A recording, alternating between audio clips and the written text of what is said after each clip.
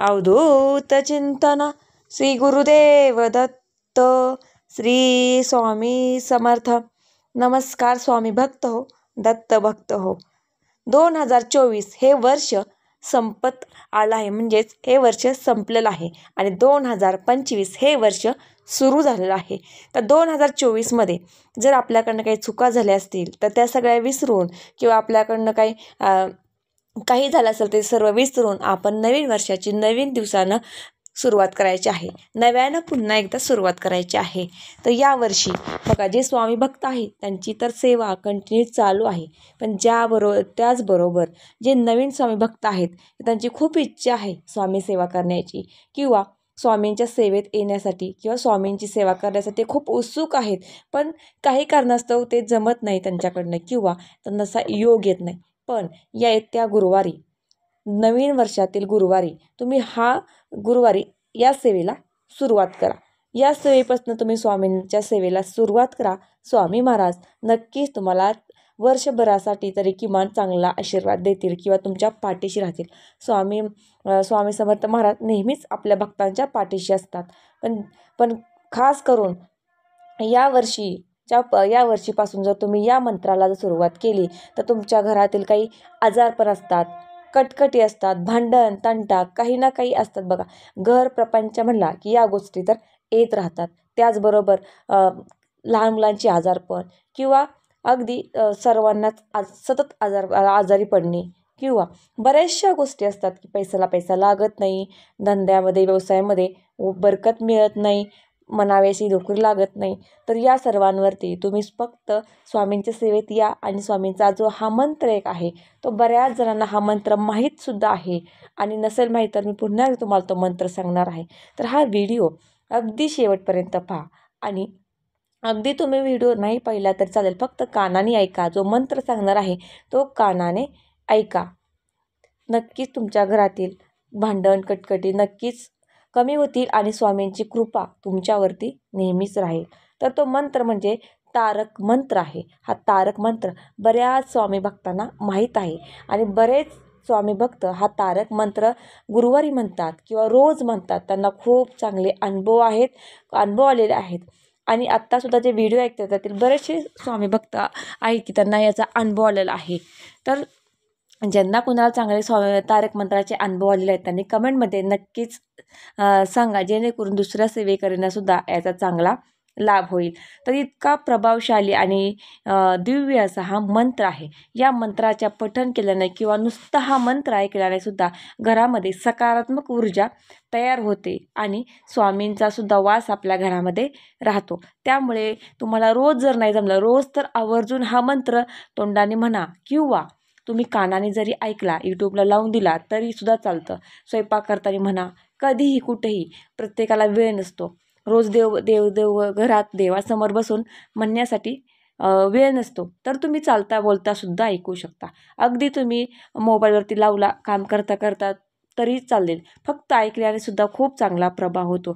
त्याचबरोबर जे तारक मंत्र तोंडाने म्हणतात, तोंडाने पठण करतात, तेव्हा तो मंत्र इतका प्रभावशाली असतो की आपल्या घरामध्ये खूप चांगली पॉझिटिव्ह एनर्जी तयार होते. त्यामुळे जर शक्य असेल तर तोंडाने म्हणा किंवा शक्य नसेल तर तुम्ही जर कानाने जरी ऐकला, हा व्हिडिओ नुसता लावून ठेवला तरीसुद्धा चालेल किंवा यूट्यूबला सर्च करा तरी पण मिळेल. या व्हिडिओमध्ये सुद्धा मी तुम्हाला तारक मंत्र म्हणून दाखवणार आहे. त्यामुळे तुम्ही हा व्हिडिओमध्ये ऐका किंवा यूट्यूबला ऐका, पण शक्य करून तुम्ही हा व्हिडिओ ऐकला तर अतिशय उत्तम असणार आहे. तर चला तारक मंत्राला सुरुवात करूया. निशंक हो, निर्भय हो मनारे, प्रचंड स्वामी बळ पाठीशी रे, अतर्क्य अवधूत स्मृतगामी, अशक्य ही शक्य करतील स्वामी. जिथे स्वामी पाय तिथे न्यून काय सोय भक्त प्रारब्ध घडवी ही माय, आज्ञे विना काळ नेई त्याला, परलोकी ना भीती तयाला, अशक्य ही शक्य करतील स्वामी. उगाची भीतोसी भये पळू दे, जवळी उभी स्वामी शक्ती कळू दे, दे जगी जन्म मृत्यू असे खेळ ज्यांचा, नको घाबरू तू असे बाळ त्यांचा. अशक्य ही शक्य करतील स्वामी, खरा होई जागा तू श्रद्धेसहित. कसा होशील त्याविन तू स्वामी भक्त, कितीदा दिला बोल त्यांनीच हात. नको डगमगू स्वामी देतील हात, देतील साथ. अशक्य ही शक्य करतील स्वामी, विभूती नमन नाम ध्यानादी तीर्थ. स्वामीच या पंचप्राणाभूतात, घे तीर्थ आठवी रे प्रचिती. सोडेल स्वामी जागेही हाती, अशक्य ही शक्य करतील स्वामी. स्वामी महाराजांचा हा तारक मंत्र आहे, हा खूप दिव्य आणि प्रभावशाली असा मंत्र आहे. जर तुमच्या घरातील कोण आजारी व्यक्ती असतील तर या तारक मंत्राचं जर तुम्ही त्यांना तारक मंत्राचं जर तीर्थ बनवून दिलं तर ते खूप प्रभावशाली असतं आणि त्यांचं आजारपणसुद्धा दूर होत असतं. तर बरेच जण स्वामी सेवक जे स्वामी भक्त आहेत ती तारक मंत्राचा तीर्थाचा वापर करतात किंवा तारक मंत्राचं तीर्थसुद्धा बनवतात. तर याविषयी जर कोणाला माहिती हवी असेल तर त्यांनी कमेंटमध्ये नक्की सांगा. आणि घरामध्ये जर असंच आजारपण असेल तर तारक मंत्राचं तीर्थ नक्की तुम्ही प्राशन करा. तर प्रत्येक गुरुवारी आपल्याला रोज नाही जमलं तर आपल्या प्रपंचातून आपल्या बिझी शेड्यूलमधनं आपल्याला फक्त एक दिवस वेळ काढायचा आहे, तो म्हणजे गुरुवार.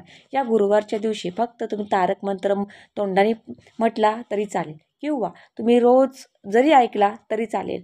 अगदीच रोज ऐकायला सुद्धा वेळ नसेल तर तुम्ही फक्त मोबाईलला लावून द्या किंवा देवासमोर बसून म्हणा. जसं तुम्हाला जमेल, जसं ॲडजस्ट होईल त्या पद्धतीनं म्हणा. फक्त तारक मंत्र गुरुवारच्या दिवशी या तुम्हाला ऐकायचं आहे किंवा म्हणायचं आहे.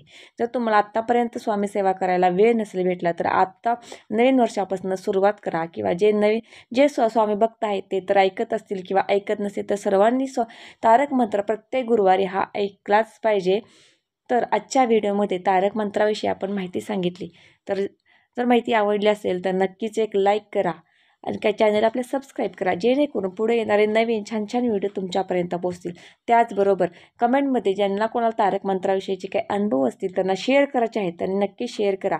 आणि एक श्री स्वामी समर्थ कमेंट करायला विसरू नका. झालेली सेवा स्वामीच्या दत्ताचरणी अर्पण करते. हा व्हिडिओ इथेच थांबवते.